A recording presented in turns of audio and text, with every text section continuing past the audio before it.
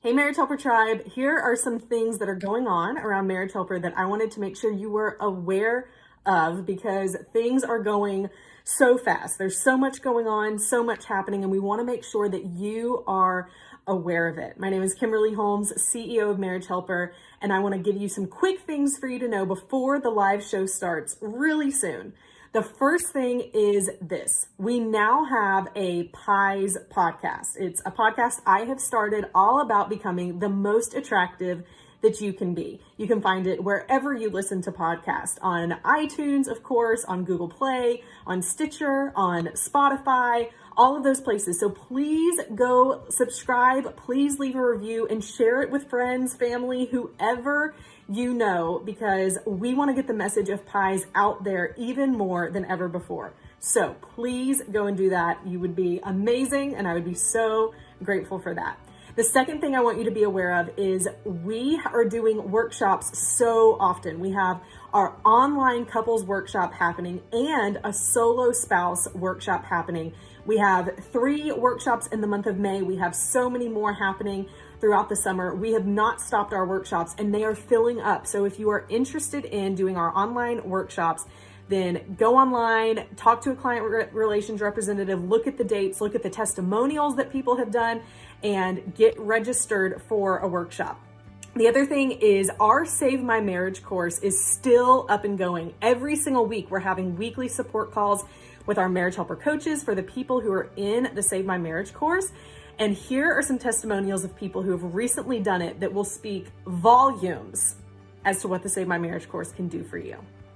My favorite part of the course, the Save My Marriage course, I don't know, how do I pick one thing? I can't. I feel like it has truly changed me as a person, a spouse, a mother. I've learned so much about myself. I just know now that no matter what path my life takes, I will be okay and I'll come out stronger than before because of this course. It's just awesome. I loved the 10-week course. It helped me so much. What made it different from other courses or resources I saw is that it wasn't about playing games. All the other resources sort of wanted you to play hard to get or go out and find other people to make your partner jealous. The part I enjoyed the most was the horseman. It taught me so much about myself, showed me where I had made mistakes. Would I recommend it to other people? Yes, of course. It's a wonderful program. I've already recommended it to other people, and I hope it will save a lot more marriages. So my favorite part of the course was the peace and hope that came as I went through it. The understanding that I can't control my spouse's actions, but I can control how I handle it.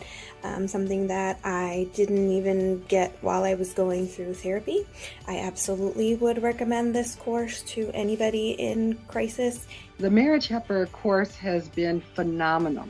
And one of the things that I really loved was the smart contact. I was failing just about all of the 5 steps until I learned what it was and how to successfully execute it. And I have to tell you that it has helped me both personally as well as in my marriage. So I wholeheartedly, without any reservation, recommend the Marriage Helper course. I love hearing those testimonies, you guys. It warms my heart because it's why we do what we do at Marriage Helper. And we want to serve you. We want to give you hope. We want to give you encouragement in everything that we do. Please go look for the information on how you can join the Save My Marriage course. Get in on the coaching calls that are happening and get started. You have time to watch these videos and to do things that are going to make a difference in your relationship, in your marriage. And I promise you, the things that you learn will even help you be a better parent. They will help you be less irritable, more patient, and more empathetic towards your children. Who doesn't need more of that? Okay, you guys, the show is starting soon. I'll talk to you next time. You have to draw a line in the sand. You have to build some boundaries. Maybe I'm not the right one for it. I'm to a point where I don't want to try anymore. You are hurting yourself. This is something we see regularly. What is someone in your life fighting for? And how can you be there for them?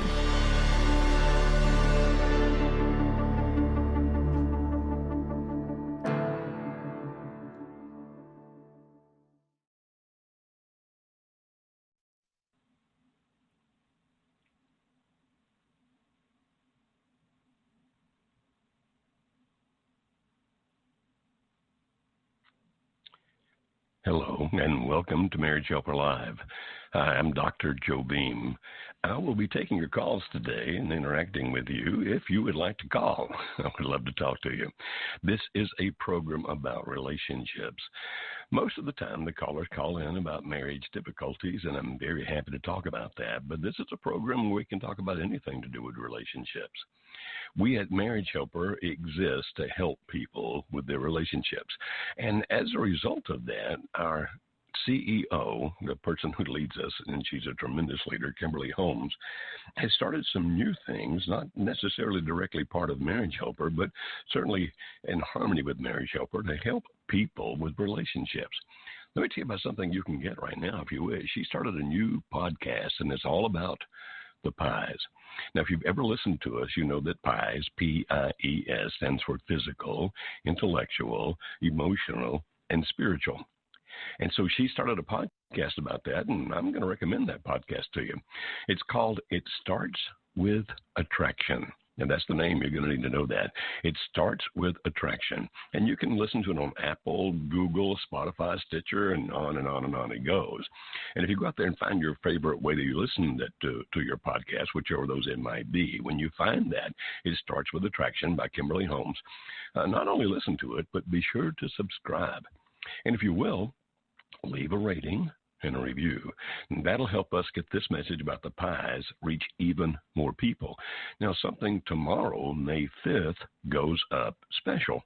I've done a program with Kimberly Holmes about emotional attraction. I think that if you listen to that, you're going to find some really interesting things to help you if you're married, help you with your marriage. If you're single, help you if you ever want to have a companion. And so that will be, It Starts With Attraction. Find it on your favorite place to find podcasts. Again, that's Apple, Google, Spotify, Stitcher, all those kinds of things. And it's by Kimberly Holmes. And the one that starts tomorrow, the one that goes, she's already got some up. Go listen to those. They're there. And the one that goes up tomorrow, I'll be with her talking about emotional attraction. Now, if you'd like to talk to me on this program, and I'd love to interact with you, you can call 657, this is in the U.S., of course, so the country code is 1. You can call 657-383-0812. That's 657-383-0812. Now, if you wish to just listen, then you can call that number and listen on your smartphone or whatever phone you call on. If you wish to speak with me, whenever you hear the answer, press the number 1. And when you do that, that puts you in the queue to have your call screened, and that's the process you go through to finally get on here with me so we can talk. So, for example, in New Mexico, we have Kelly, who did that earlier, and now we'll see what Kelly would like to talk about. Hi, Kelly. How are you doing today? Hi, Dr. Joe. I'm doing well, thank you. Good. I'm glad you are. How may I help you, my friend? I am in the process with my husband of currently making an attempt to reconcile. We have been separated for almost 8 months, and during that time, he had an affair with another woman, and just things have been really rough, and now he's wanting to do the right thing. He knows what the right thing is, and that's to reconcile and try to put his family back together. But he ended things with his affair partner about almost 2 weeks ago, and now we're trying to reconcile things. But he's having a hard time getting her out of his mind, and he's just struggling internally with all of the different things, with doing what's right and kind of doing what, he still has feelings, obviously. It's just not something he can shut off immediately. So my question is, how can is there anything I can do to help him get over her? And to help him understand, he also has this narrative about how what they did doesn't really have any, wasn't wrong. It goes against very much, his previous moral standards. He's justifying that, and so there's just still that narrative there, and he's just struggling. He's having such a hard time with it. So before we talk about him, Kelly, let's talk about you. Can you cope with this? Are you going to be okay helping him with this? Or, I mean, how are you doing in wanting to help him with this situation? Well, it's the hardest part for me is to watch him going through this struggle. He's added some behaviors that don't coincide with really who he is. He started drinking heavily and doing things like that. And so he's using those things to try to cope. And I know that this isn't him. It's very hard for me to watch. Right. So I'm asking what you're feeling, Kelly. How are you feeling about this? Are you within? Do you feel you're strong enough to help him get through this process and put the marriage back together? How are you feeling about you in this process? That's what I'm trying to ascertain right now. I feel confident that I can do it. I just need to know what to do. Okay, very good. And have you, by any chance, been to our YouTube channel to watch some of the videos about limerence and those kinds of things? Yes. Yeah, I've watched as many as I think I could possibly take. Okay. And for those that are not familiar with what I just was talking about, if you go to youtube.com/marriagehelper, all one long word, marriage helper, marriage helper, we have hundreds of videos there about all kinds of things. And what I just asked Kelly about was if she'd watch some of those about limerence. I'll spell that word for you. It's LIMERENCE. And so because you've watched those, Kelly, you have some knowledge of what he's going through and why he's acting so differently. Now, the question, the second question about, okay, he's doing some things that are inconsistent with who he was before. We would anticipate that when a person has been in a limit relationship, even when a person's ending a limit relationship, that's not unexpected for us. And the fact, for example, that he started drinking a lot more heavily, those kinds of things, often is a sign that a person is in pain and that he, in this case it's he, is trying to somehow alleviate that pain by covering it up, those kinds of things. And you sound like to me that you're a very intelligent person. Am I assuming that correctly? Thank you. Okay. I can't answer that. Well, I know you. I'm not asking you to be arrogant, but you seem pretty sharp to me. And so the real question doesn't become about that behavior, because that behavior will in time rectify itself if you can get the first part done. And what you asked was, is there some way I can help him get over her? The first thing to understand, and I think you do understand this, and so I'm not speaking just to you, Kelly, but other people listening out there, but one of the first things to understand is it does not stop like that.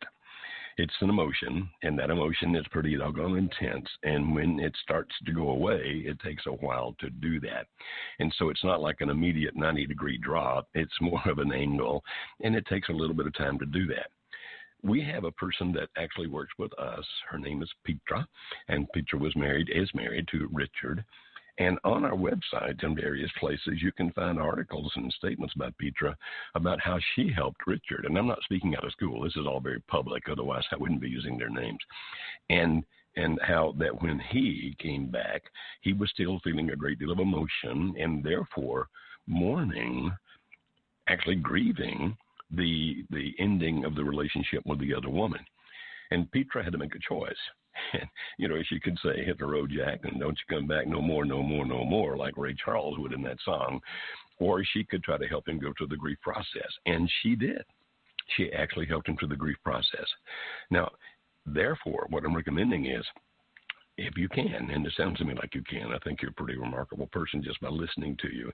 If you can, what you do is that you try to understand his pain.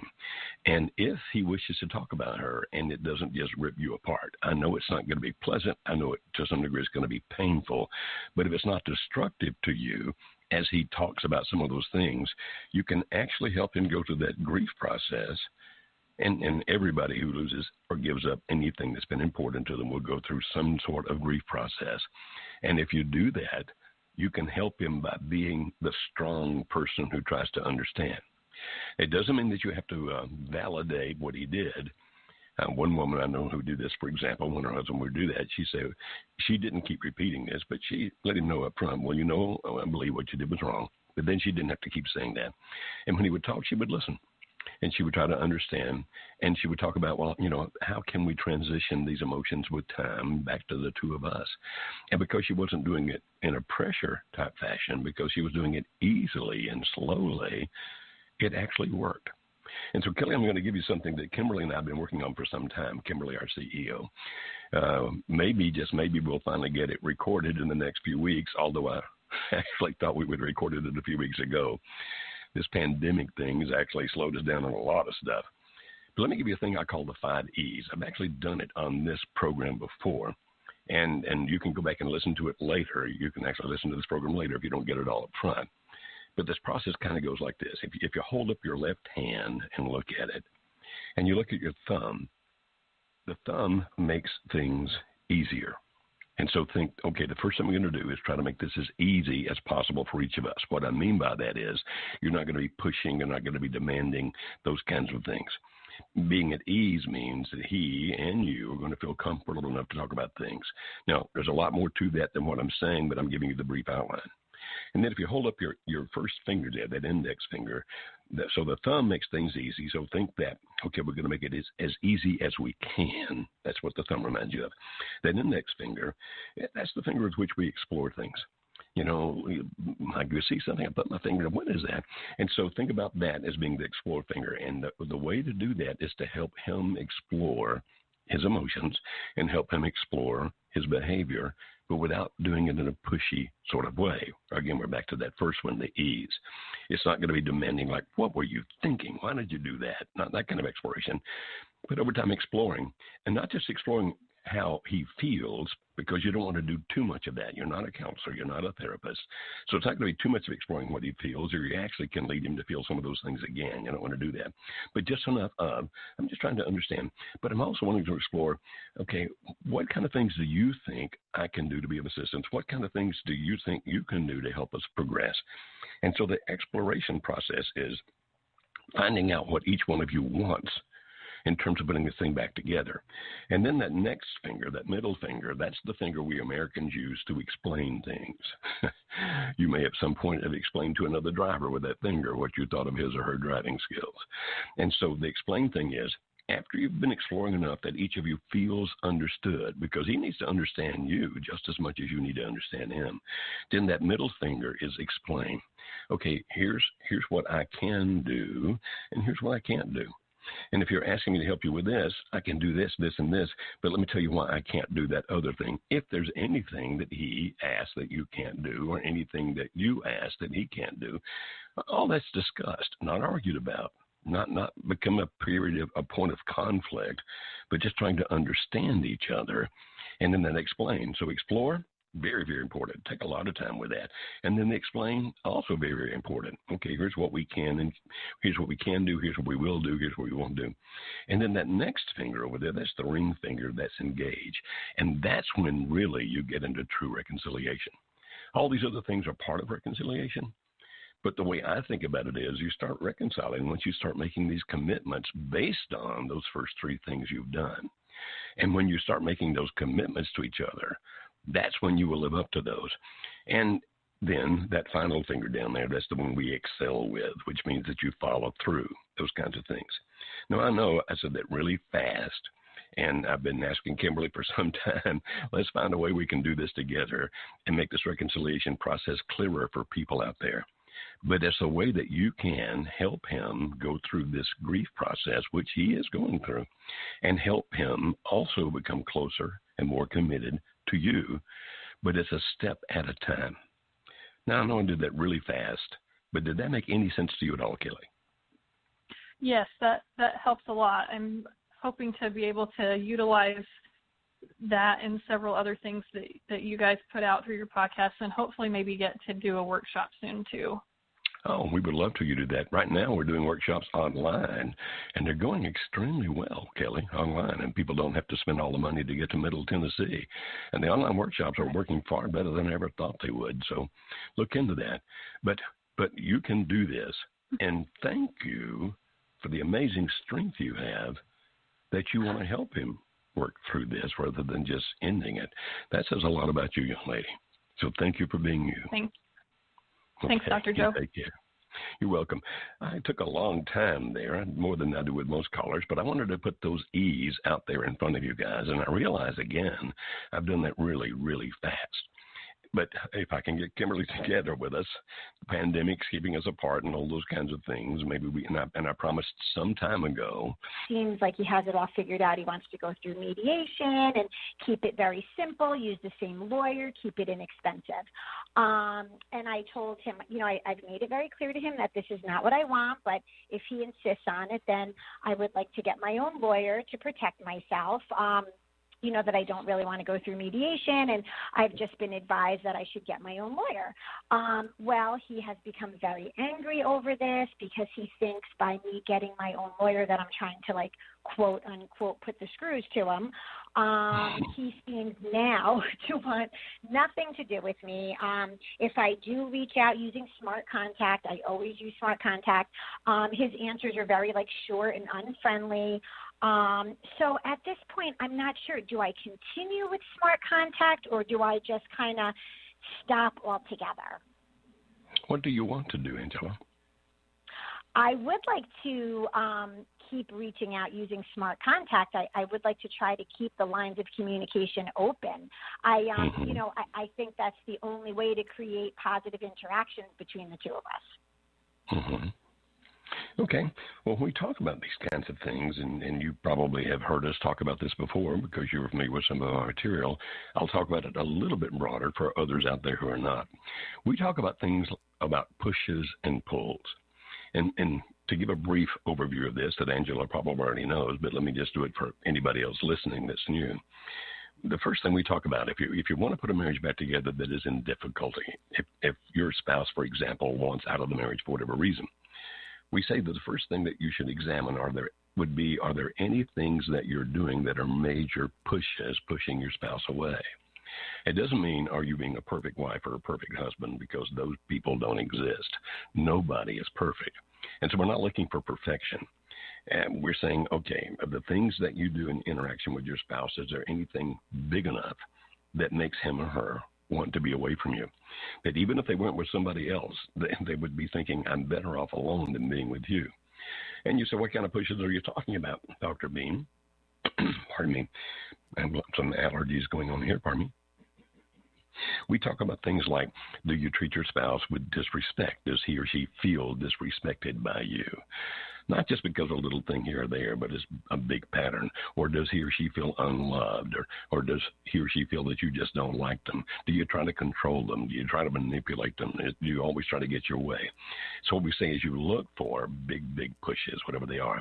And if you want to put a marriage back together, you eliminate the big pushes. You stop doing the things that were pushing the other person away. And then sometimes, of course, there are just things out there pulling them. And if you've got a lot of big pushes, it doesn't take much of a pull for them to want to leave. But even if you're hardly doing any pushes, if there's a big pull out there, they still may want to leave. But it's not because of what you're doing. It's because of the attraction that pull has, which can be another person, which can be a lifestyle, which can even be a fantasy they're chasing. It could be a number of things. Now, I'm not saying that any of this is applicable to Angela directly. I just wanted to get that principle out there so now we can talk to Angela about her situation. So here's what, Angela, what I'm hearing you say, now that I've kind of given that big general principle for everybody, is that he sees you're getting a lawyer as being a push, correct? Yes, correct, yes. Okay. Now, it's not unusual. It's not unusual for a person to react like that when they're not getting their way. My guess, I don't know your husband, so it's obviously a guess, but my guess is that he had it all planned out. This is how it's going to happen. This is how it's going to work. This is what it's going to be. And he expected you to completely go along with that, and then you didn't, and that infuriated him. Okay, but that right, push. Absolutely, yep. Okay, but some pushes, we say some pushes are needed. In other words, while we try to get people... Again, I apologize for my allergy here. Okay. While we try to get people to eliminate pushes, there are some pushes that you need to do. And so, for example, and I don't know all about your situation, but let me just give an example here. If you had a husband, for example, who was leaving and not giving any child support for the kids, and let's say the wife then goes to get an attorney to go to the judge to get child support for the kids, And he reacts negatively to that. She said, well, he saw that as a big push. And we'd say, yeah, but it was a push that you needed to do. And so what we always try to advise people to think about is this. If you're going to do the push, think about the negative consequences and the positive consequences. And sometimes you just need to do it even if your spouse is going to react negatively. And in the situation where you were thinking, no, I don't think this mediation thing's going to work for me, I really need to be protected, it makes sense to me that you would get an attorney. It makes sense. Right. It also is not surprising whatsoever that he would react very negatively to that. But it's still something you needed to do for you. Now, if you were to give up on that and just say, okay, I'm going to do whatever the heck you want me to do, in my opinion, and it's just Beam's guess because I don't know him, is that you probably would lose ground. Because once you do something that stands up for you, as long as you're not trying to be vengeful, as long as you're not trying to control the other person or make the other person miserable, in other words, your motives really are, this is something I need to do here, okay? If you do that, okay, and the person reacts negatively, we say it's probably going to work against you if you back up a bit now. Because you really do need to stand up for yourself. And while a person may react negatively in the short term, in the long term, it actually has a greater likelihood of creating more respect for you. Like, she's not going to let me run over her. She's not going to let me have my way no matter what I want to do. She's going to stand up for herself. And so while we might react negatively in the short term, that's more likely, based on the experience we've had with thousands of couples, that's more likely to create a pull in the long run. Like, wow, she's strong. She can handle herself. Now, if your attorney does something he doesn't like and he says something about you're just trying to screw me over, drain me dry, whatever, we recommend that you say this. Hey, I'm willing today to try to work the marriage out. If you want to do that, great, let's do it. But as long as you persist in this particular course that you're on, then I know I can trust my attorney to look out for my best interest. I'm not quite convinced I can trust you to do that because I don't know what all you're thinking or doing. In other words, make your attorney the bad guy, not you. I'm just following my attorney's advice. That's what they're paid for. They're the gladiators. I'm following my attorney's advice, and I hate the fact that that makes you feel bad or makes you angry. But, hey, want to work the marriage out? We can do that because I'm not trying to hurt you. I'm just trying to protect me. And so my suggestion, and of course it's always your decision, but my suggestion, Angela, is you don't back off on this. You keep doing it. And the smart contact would be don't push any other way. Just be there. Is that making any sense to you whatsoever? Yes, it makes perfect sense. Good. All right, my friend. I hope everything works out for you. I really do. Okay? Thank you, Dr. Beam. Thank you. I very much appreciate it. Thank you so much. You're very welcome, Angela. By the way, and I didn't say this to Angela because I've already hung up, she said that she's been married 24 years, yet she has one of the youngest sounding voices I've ever heard. I bet she's just a really great person to be around. Doesn't have an old person's view of life like sometimes I do. A better view of life than that. Okay, and so now let's go up to Canada for a while, and let's talk to Michael up there. Hi, Michael. How are you today? Good, Dr. Joe. How about yourself? I'm doing very well, my friend. How may I help you? So, background on my situation, I've been separated from my wife for coming up 10 months now. We've got 10 children, 4 children. We've been married 11 years. Wait, 10 going on 11. Did you say you had 10 children? Is that what you said? No, 4 children. It was a mental mistake there. 10 years going on 11 years married, 4 children. Yeah. Okay. Because what I thought you said was you've been married 10 years with 10 children, and I thought you had been a busy boy, Michael. All right. So you've been married 10 years, you got 4 children. I'm sorry. Let's go from there.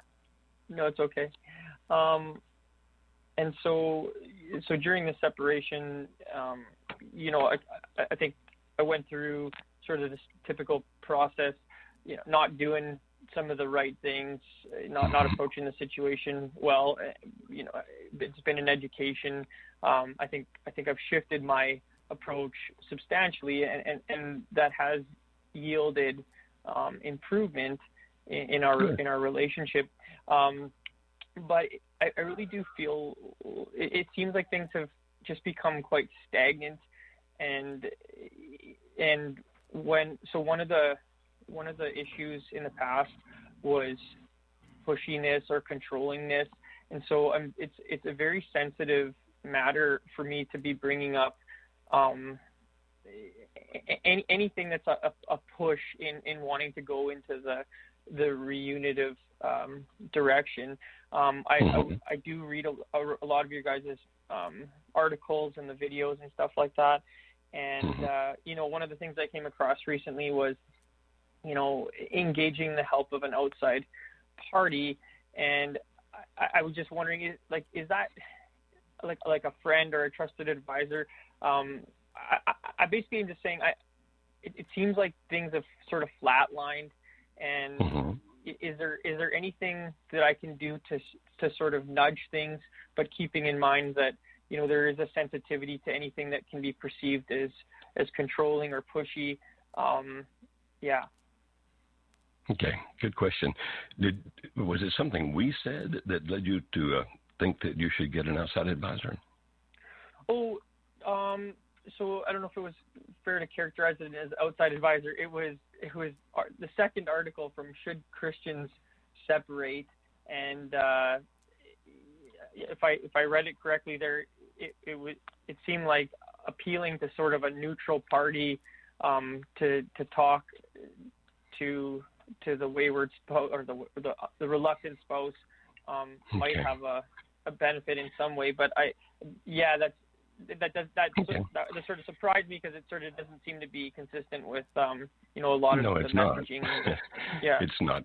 If I wrote that, I must have written it many years ago, because that's definitely not what I think now. If you will, Michael, do me a favor. If you'll email us at info@marriagehelper.com, and just tell what that article is. I want to take a look at that, because that's not what I think is a good idea. Because if you engage a third party, we do suggest, we actually have a thing called intervention. And if you went onto marriagehelper.com and looked, and typed in intervention on the search engine there, you can find it.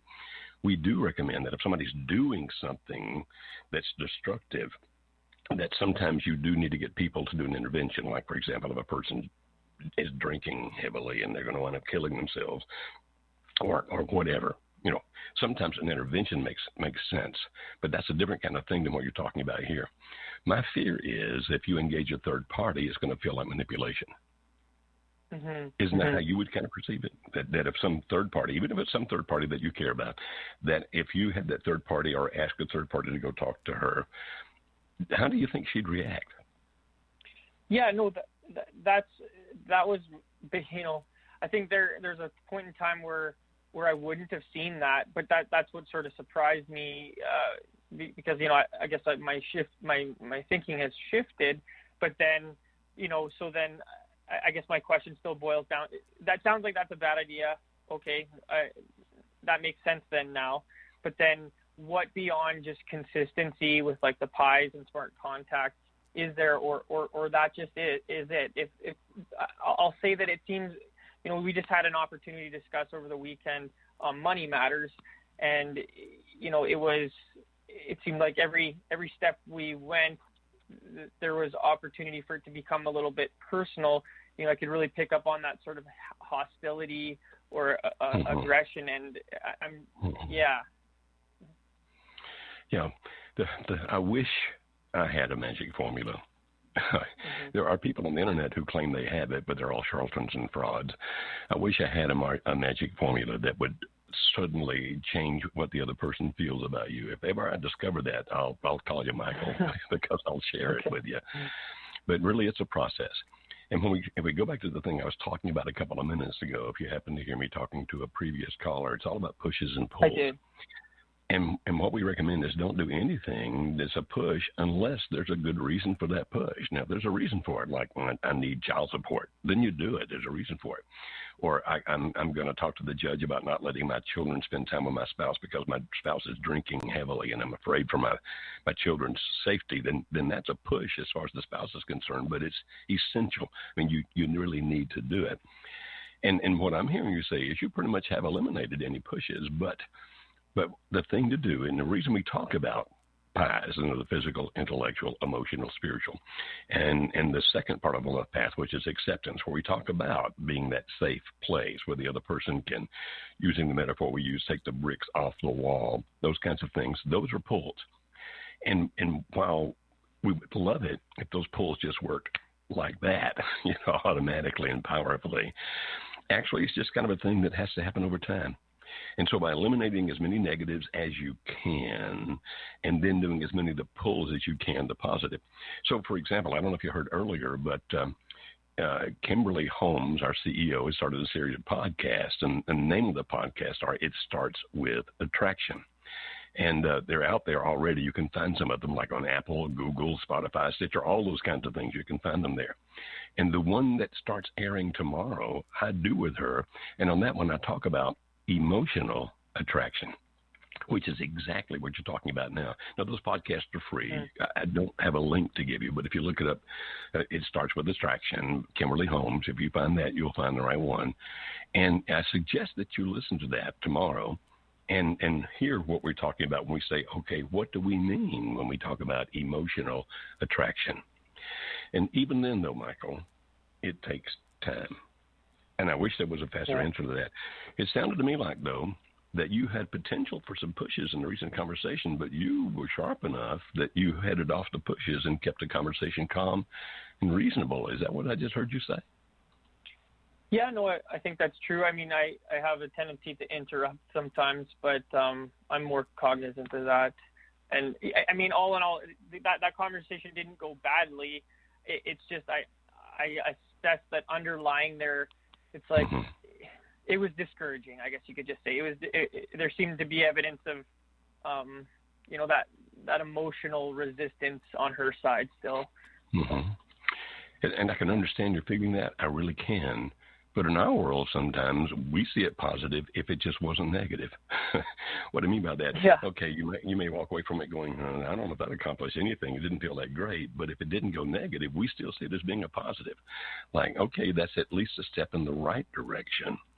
And by the way, I just looked it up and I found out if you want to find out more about this podcast thing, and I think it would be directly applicable to what you're talking about, you can go to itstartswithattraction.com.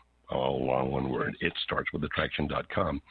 And Michael, if you can just be patient, my friend, and keep doing the right things, you have a shot at it. Thanks, Doctor.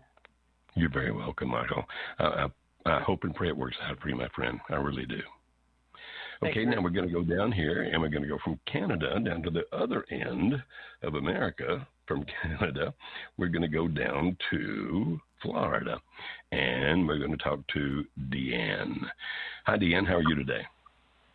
I'm doing well, thank you. Thank you that I get to have this opportunity to speak.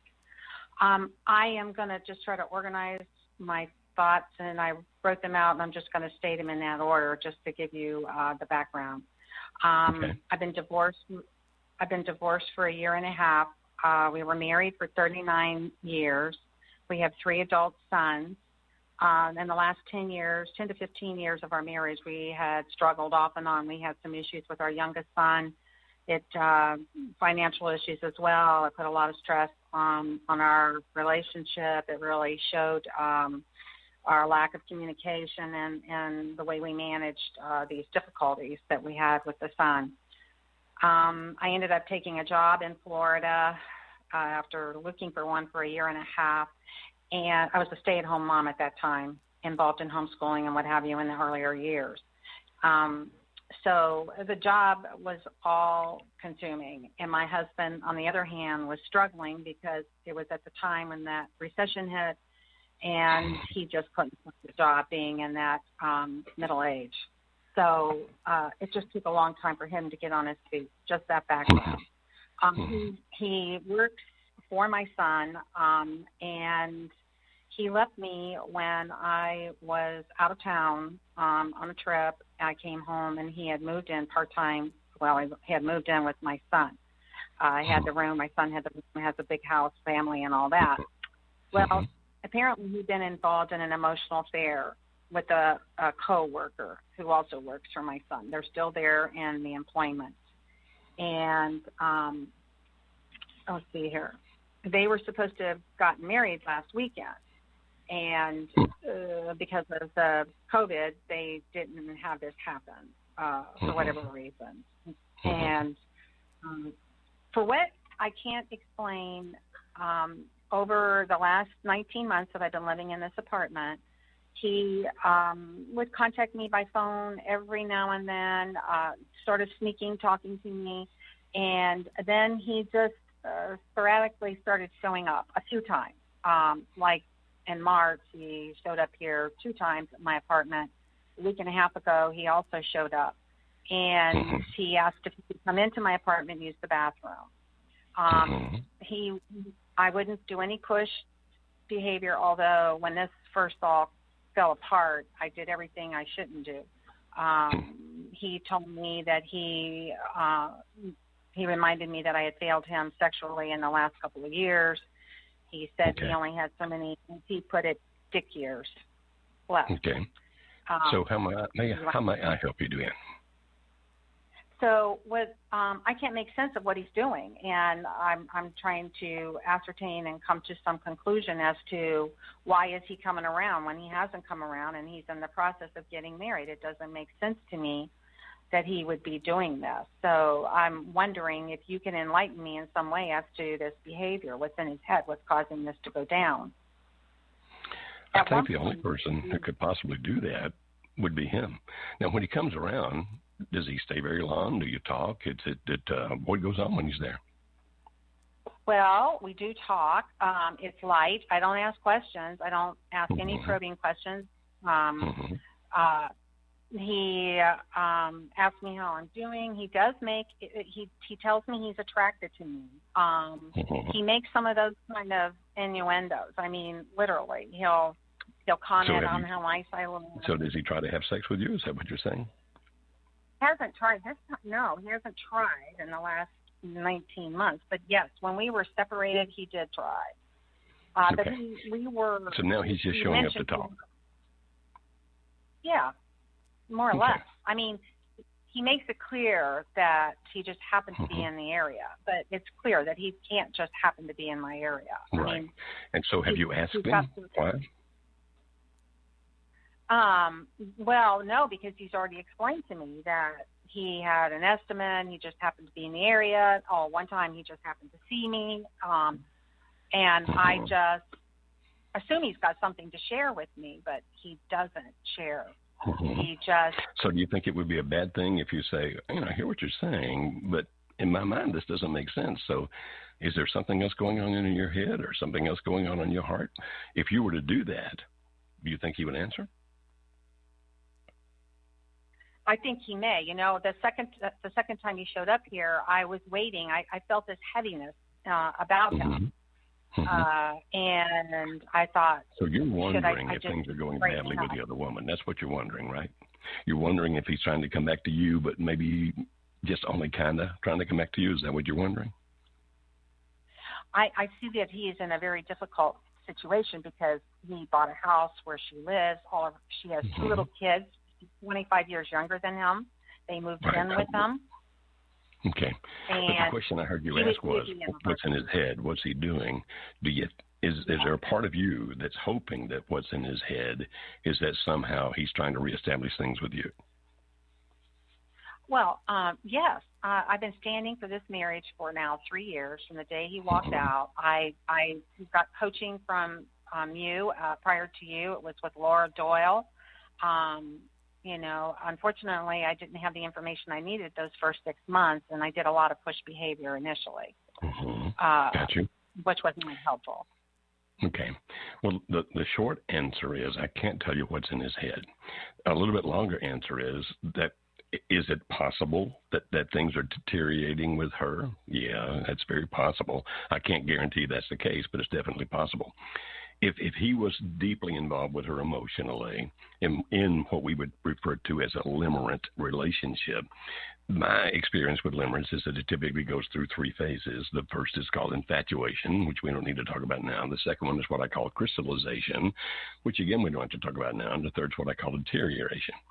And in that process, and the first two, if you get way up there high in the infatuation, or definitely when you get into the crystallization, people tend to have what we call the halo effect toward the other person, which means that whoever the LO, the limerick object, is, they don't have the ability to see the flaws in him or her. They just think, okay, this person is everything I want him or her to be, et cetera, et cetera. And that's when typically, particularly in phase two, that crystallization is when they usually have little to nothing to do with the spouse that they have abandoned for that person. The fact that he's coming back around and that he's talking to you even lightly, might that indicate that he is in the deterioration phase with her? And the answer is, yeah, that may well indicate that. I cannot guarantee you that. I can't tell you that for sure. But I'm telling you, yes, that's very much of a possibility. If things are deteriorating with her, might he be really happy that because of the COVID that they couldn't get married this past weekend? If things are deteriorating with her, my guess is he's very happy that that's the case. But again, I don't know. I'm making guesses. I don't know your husband. And when he comes around you, it really becomes your decision. Do you want to encourage that or not? But even though pushing is not a good thing, you know all about that. I mean, you've said enough here that I understand that you understand the vocabulary and you understand the principles, and that's excellent. You could, if you felt it was the right time, in one of his visits with you, if you were to say, you know, I was kind of hoping there was more to it than you were just in the area, and just make a statement like that. Don't push. Don't say it begging. Don't say it pleading, whining, nothing like that. You just say calmly and strongly, I was kind of hoping there'd be more to the fact that you dropped by just because you were in the area. If indeed there's something going on in his head that's potentially leading back to you, that may, notice I said may, open the door for him to talk to you about that. I cannot guarantee that it will, but it may. But understand the risk that goes with that. If you were to say, I was kind of hoping it was more than you were just in the area, say it calmly. Don't follow it up with anything. Just say that. If indeed he is totally confused and afraid of his own actions, it could actually send him the other way, where it's like, crap, what am I doing? I don't know what I'm doing, and he might leave. So, Deanna, really it comes down to you as this. If you're comfortable with him still coming by like he's doing now and having that light talk, if that's comfortable for you, I don't see any big major worry about doing that. Now, if it were I and he did go ahead and marry that other person, I'd probably say, you know, I don't want you coming around here anymore. But then that's still up to you. If you want to be friends with him, even if he marries the other woman, that's your choice. But right now, is he trying to move back towards you? Possibly. It very well may be the case, particularly because of the fact that the other wedding was so close at hand. It may well indicate that, but I don't want to give you false hope. And so my recommendation, my suggestion would be this. If you can handle it, just take it a day at a time. And if you enjoy him being there, keep letting him come. If he starts opening up, if he starts taking bricks off his wall, as we would say, if he starts telling you things about him that's self-revelatory, be kind and understanding. I am amazed at your strength already. I mean, you've been standing a long time, even after divorce, which means that you're a pretty strong person. And so if you can just kind of ride this horse as it is for a while, and my guess is you will find out one way or the other what's really going on, but that becomes your choice, and that's totally up to you. Okay, we're going to go back to Canada now. We're going to go, is it pronounced Bettina? Is that how you pronounce your name? Yes, that's right. Okay. How may I help you, Bettina? Well, I'll just start with my question. I would like to know if going home would be a push behavior. My husband told me at the beginning of January that he wanted a separation. He didn't tell me he was interested in someone else for a couple weeks. Mm-hmm. I was super grieved and devastated. Thankfully, I found your website, and it gave me a lot of hope and encouragement.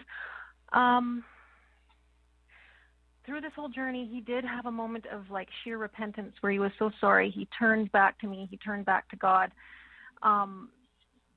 But it only took 4 days after that for him to say, oh, no, I'm back with her. That made it all the harder. And because of that up and down, I said to him, I can't do this anymore. I need to go home. So I'm at my parents' right now with the kids. And he's there alone. And because of COVID, he's working from home. And he's able to see the other lady whenever he wants, however he wants. And I'm just wondering if me being separated from him physically is encouraging him further to distance from me, or if I should go home. He said I'm welcome to go home whenever I want, but that means he would move out if I came home. I'm just not sure. Yeah, back to my question. Would it be a push behavior to go home?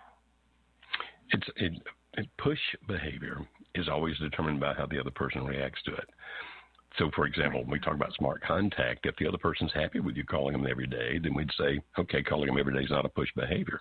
If the other person is not happy with you calling them every day, we said then calling them every day is a push behavior. So it really has to be determined by how the other person reacts to it. And what I just heard you say is that he told you that if you move back there, he's leaving. And so does that lead you to understand that he would see it as a push behavior?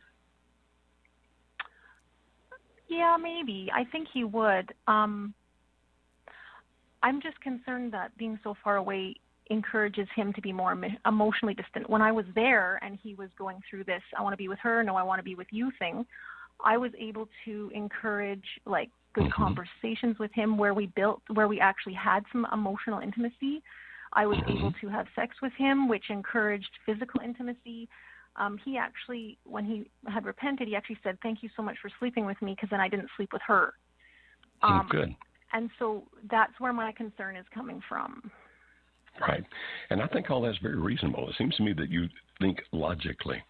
And if you had not left home, and if you were calling to say, Dr. Beam, in your opinion, should I leave home? I would have always said, like I said to everybody, well, it's your decision, not mine. But I would have recommended that you not leave home for all the reasons that you just said. Every one of those, I think you're dead on with that, very wise. If indeed you think that he will stay in that home with you, and those things can happen again, just as you said, then I think it makes all the sense in the world to go home. If, on the other hand, he leaves, then I don't know what you accomplish. But, now, again, I don't have a crystal ball. I can't look in the future. I can't tell you what he's thinking or all those kinds of things. But if it were I, it's you. You make the decision. But if it were I, I'd go home. And the reason I would is because of the fact that he said you can come home anytime you want to. And if I were going to do it, again, you do what you think's best for you, but I'd probably preface it like this. I'd call and say, I do want to come home, but I have a favor to ask of you. You said that if I come home, you're going to leave, and if that's what you choose to do, I respect your right to do that. But to help me get acclimated back into home again, would you at least say a couple of 3 weeks before you make any kind of decision about what to do? And don't push. Don't make it a demand. It's something you just ask kindly, gently, without pushing.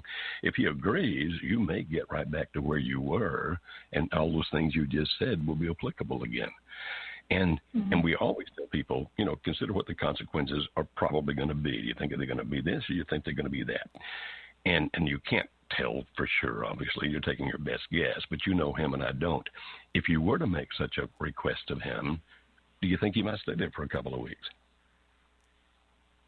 I think he would. Financially, he can't afford to move out, so that's a big deal. That's actually a good thing. So, yeah, financially, he might be sort of trapped there. Well, as long as he doesn't feel cornered, okay? So maybe then you do it maybe, and again, I'm just giving suggestions. You know him, I don't. But maybe you call and say, you said I could come home anytime I want. Thank you for that offer. Unless you've changed your mind, I'm going to do that.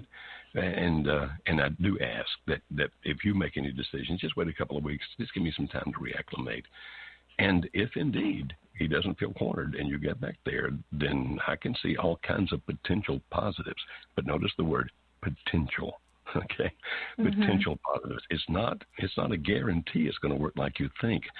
Now, if it doesn't work like you think, at least you're still back in your own home. Okay. Right. Do you have any kind of support system around there if you need it? I don't really. The reason why I came to Victoria is because my support system is here. This is where I grew up. This is home for both of us. Yeah, and home for us is Edmonton, which is quite far away from Victoria. I do have one friend that I can see through this COVID thing.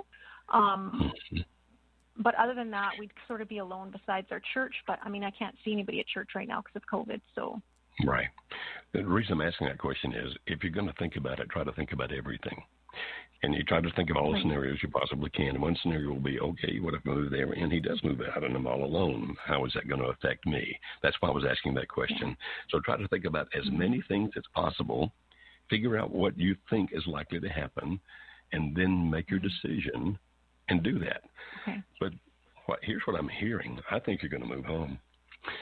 And I hope that he's going to be the kind of guy that even if financially he doesn't, even if it's for financial reasons that he stays, you sound to me like a very calm and reasonable person, not really reactionary, not super emotional.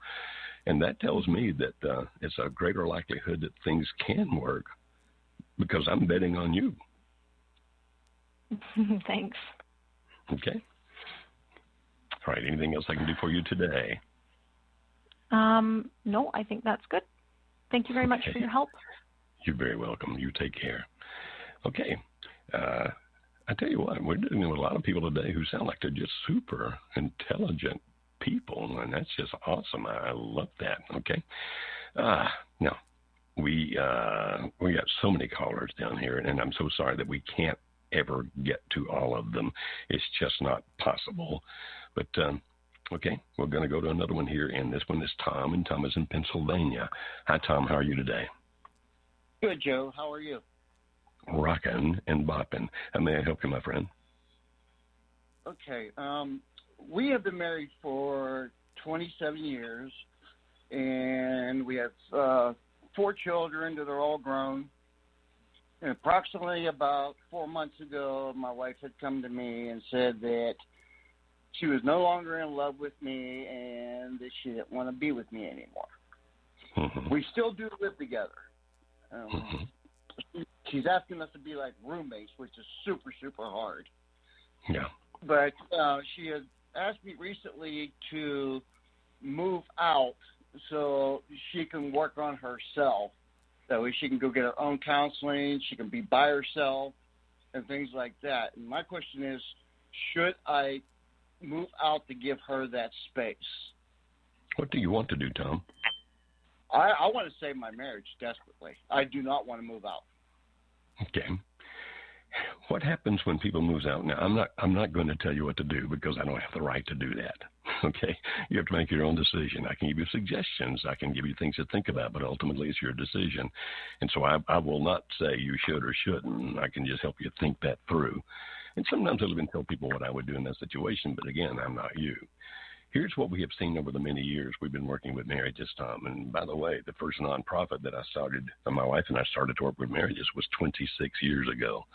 And so we've been working with marriages for a long, long time, you understand.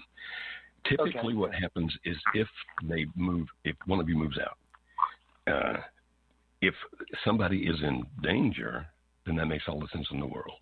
So, for example, if you were afraid that she was going to hurt you physically or she was doing things that were doing great damage to you psychologically and emotionally, we'd say that moving out makes a lot of sense because safety is number one.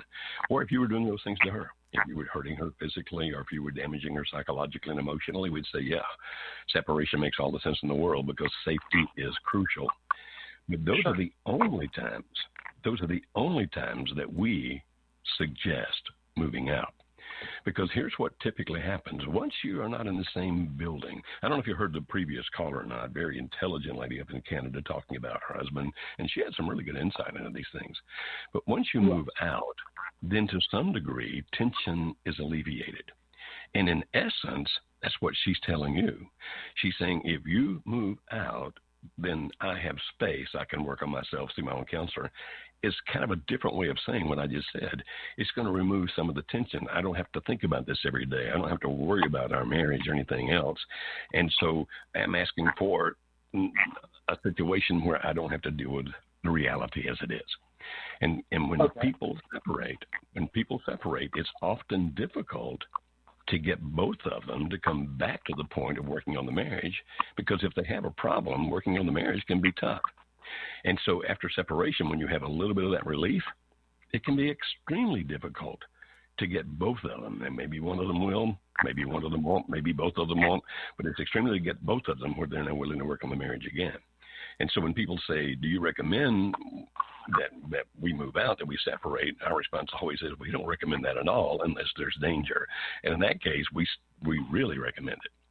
Now, that's a short answer in general. Now, let's come back to you. You don't want to leave. You still love her. What do you think would be accomplished if you left? Really?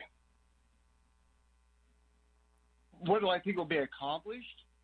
Yeah, for her. What do you really think it would accomplish for her?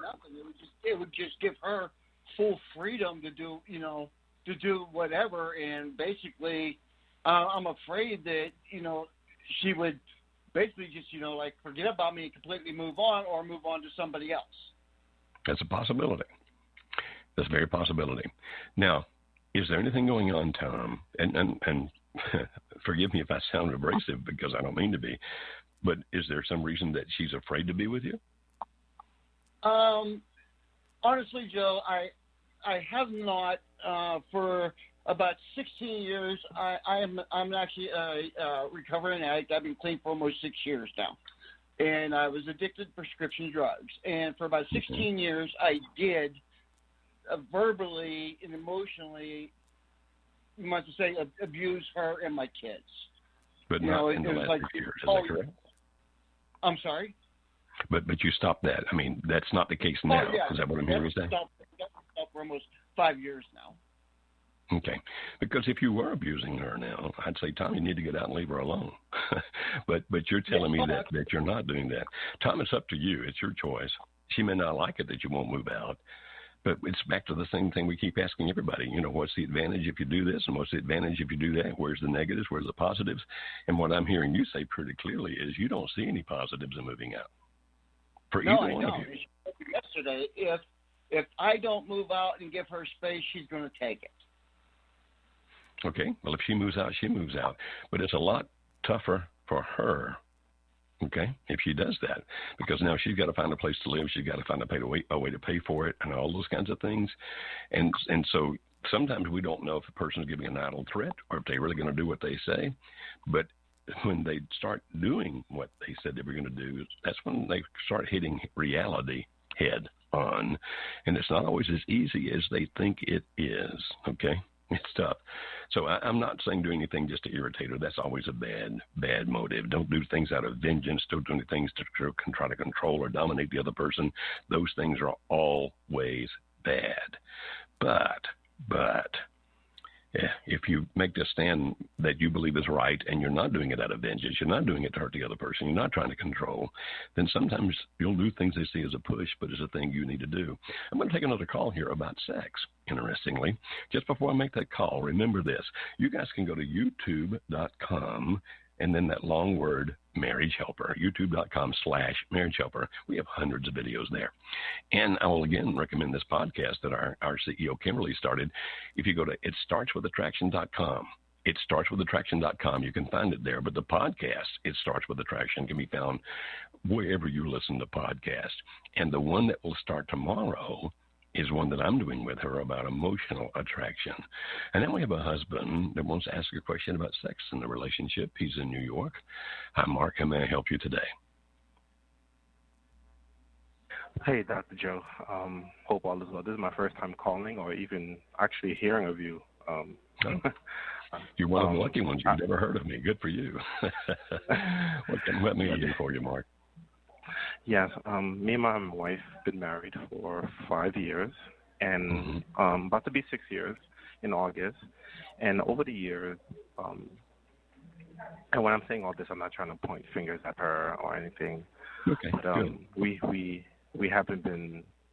Well, I've been desiring sex more often throughout the years. And she would deny me, saying she's tired, or, well, the first year of our marriage she was pregnant, and even the second year as well. So she said, her body's going through changes. She's never been like this, and I had to understand. But when all of that passed, there were still different excuses. Maybe I'm tired, or not tonight, or there's always something. So over the years, I've always been saying, hey, it means a lot to me, and I don't want to force you. I don't want to, because there was this one time where she just did it just to do it, and I was like, I hate this. I don't don't want this. So recently she came to terms, and I guess it was highlighted to her that, wait, I'm doing a bad job at this. So she repented and came before me and just kind of told me, hey, listen, don't want to do that. I want to be more consistent. But the thing is that I was happy, but I was angry because part of me was happy because I'm like, wow, I'm looking forward to this, but angry because I'm like, what happened to all the years of me pouring my heart to you to try to explain it as gentle as possible, never yelling or just trying to be my best to be patient. So recently, the other day, she wanted to be intimate. I kind of didn't because of that issue, because I don't want to hold nothing inside. And she asked me why we didn't be intimate, and I said I'm dealing with a lot of hurt from all the prior years, and she rejected me at that night. She just was upset, and she was like, I can't believe we're going through this again. And she went to the other bed. She went to the living room, and it was really that added a lot more to the hurt. So we reconciled. Yeah, we reconciled yesterday, and I told her I love you. I still, but at the same time, I'm concerned with my healing, that I'm healing properly. So I was wondering, what are the best suggestions to heal, from this? Because I know we're better today, but I know there are sometimes those moments of just saying, is she going to reject me? Is she not? And so I'm just trying to deal with the hurt. How do I? Okay. So you felt rejected for several years. Now, if you go further back into your experiences together, way back, was there ever a time when she was happy to have sex with you where you both felt like you had a great sex life going ever at any point? Yes, we did. Yes. Okay. And what changed that? What happened? I think maybe sometimes situations, because we went through financial hardship. She wasn't working, couldn't find a job. I was the only one working. And then I guess also she was a stay-at-home mom with both little ones. So at the time, they was like, let's say 1 and 2. They're 14 months apart. So she was kind of be stressed out. So was there any particular and specific thing? I understand financial difficulties, that can cause a lot of problems. And by the way, Mark, as I am a sexologist, and let me tell you something that we know in the sexological world, and that's this. When a female is fatigued, in other words, she really is tired physically or emotionally, spiritually, mentally. I mean, if she's really fatigued, it is almost impossible for a woman who is fatigued to become aroused, and very difficult then for her to become orgasmic, which means that if indeed when she was saying I'm tired, if that was just an excuse, that's one thing. But if indeed she really was tired, so from the kids, she's tired from them, or she's emotionally drained because she couldn't find a job or whatever, then what she was telling you really didn't have anything to do with you. It really had to do with her own body. But what I'm hearing you say, and unfortunately I'm running out of time, so I'm going to have to do this pretty fast. What I'm hearing you say is that for whatever reason, she finally reached a point where she thought, I'm not doing this right. This is not what I should be doing. I should be there for my husband. And that when she finally made the switch, the thing that you had always wanted, the thing that you've been looking for, the thing you've been hoping for, if you're religious, the thing maybe even you've been praying for, was here's a wife now who wants to make love to me. And what you did is what a whole lot of people do. So I'm not trying to beat you up or say that you're bad in any shape, fashion, or form.